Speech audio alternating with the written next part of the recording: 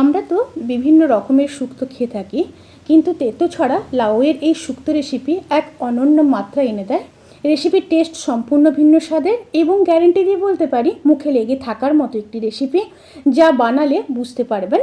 Good evening everyone, শতাব্দীর কিচেনে আপনাদের সবাইকে স্বাগত জানাই। আজকের রেসিপি সম্পূর্ণ ভিন্ন স্বাদের লাউ শুক্তো বানানোর জন্য আমি এখানে একটা লাউ নিয়ে নিয়েছি।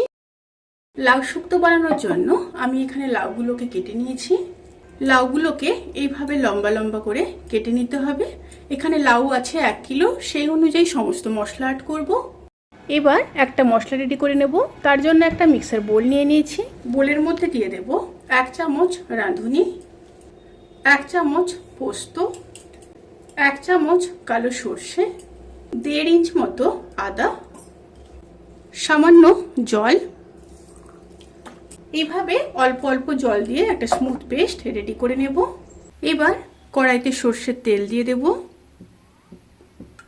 তেলটা গরম হয়ে আসা পর্যন্ত অপেক্ষা করব।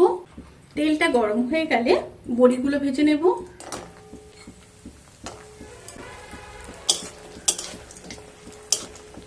বড়িগুলো ভাজা হয়ে গেছে, এবার তুলে নেব।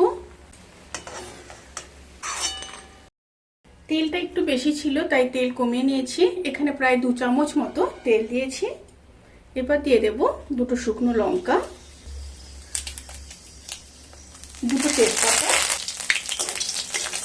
এবার দিয়ে দেব 1/2 চামচ মেথি, 1/2 চামচ কালো সর্ষে।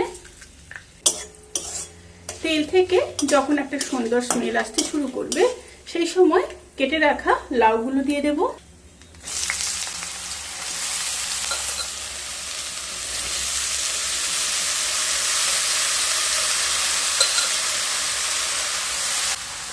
লাউগুলো দিয়ে খুব ভালোভাবে মিশিয়ে নেব। খুব ভালোভাবে মিশিয়ে নেওয়ার পরে এবার ঢাকা দিয়ে 5 থেকে 7 মিনিট লো টু মিডিয়াম স্টিমে লাউগুলোকে রান্না করে নেব।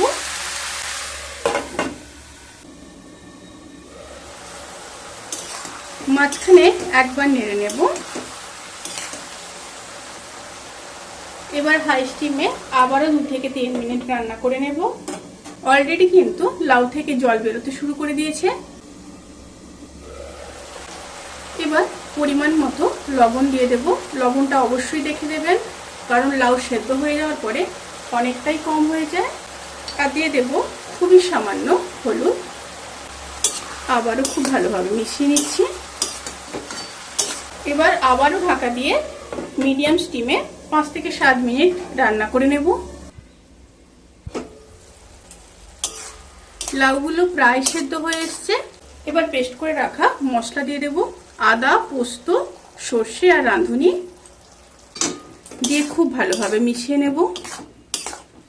মিশিয়ে নিয়ে ঢাকা দিয়ে মিডিয়াম টু হাই স্টিমে আরও 2 থেকে 3 মিনিট রান্না করে নেব।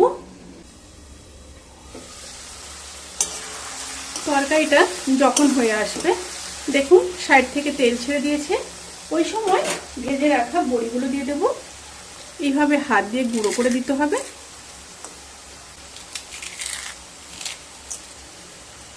এক চামচ চিনি দিয়ে দেব, অবশ্যই দিতে হবে টেস্ট ব্যালেন্স করার জন্য। আর উপর থেকে 1 চামচ ঘি দিয়ে দেব। দিয়ে খুব ভালোভাবে মিশিয়ে নেব। এবার গ্যাসের ফ্লেমটাকে অফ করে দেব। অফ করে 10 থেকে 15 মিনিট স্ট্যান্ডিং টাইমে রেখে তারপর সার্ভ করব। রেসিপিটি কেমন লাগলো প্লিজ কমেন্ট করে জানাতে কিন্তু ভুলবেন না। যদি ভালো লেগে থাকে তাহলে সাবস্ক্রাইব করে পাশে থাকা বেল আইকন প্রেস করে নোটিফিকেশান অল করে রাখবেন। তাতে করে আমি যত রেসিপি দেব সমস্ত লিঙ্ক আপনাদের কাছে পৌঁছে যাবে। আপনারা সবাই ভালো থাকবেন, সুস্থ থাকবেন, সাবধানে থাকবেন। আজকের মতো এই পর্যন্ত। পরের ভিডিওর জন্য অপেক্ষা করুন। টাটা।